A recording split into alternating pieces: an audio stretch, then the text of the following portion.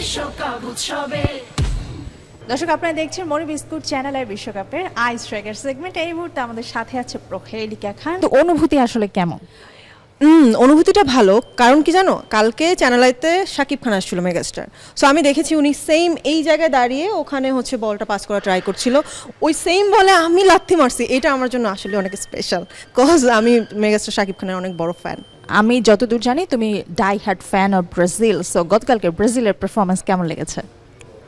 সত্যি বলবো, এখন আমি যদি বলি ভালো লাগছে, আমাকে মানুষ ইচ্ছা মতো বকা দিবে। অনেস্টলি ভালো লাগে নাই, কিন্তু অনেক আশা নিয়ে বসেছিলাম যে ওরা হচ্ছে সেকেন্ড হাফে অনেক ঠিকঠাক হয়ে ফিরবে।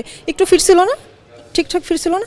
বাট এটা মানতে হবে যে মরক্কো আসলে ভালো খেলছে। ওরা যখন প্রথমেই নামছে ওদের স্পিডটাই ছিল যে ওরা ভালো খেলবে, আর ব্রাজিল একটু স্লো ছিল। আমি জানি না কেন, ওদের বেশি করে খেতে হবে, বেশি শক্তিশালী হয়ে আবার মাঠে নামতে হবে। Thank you so much.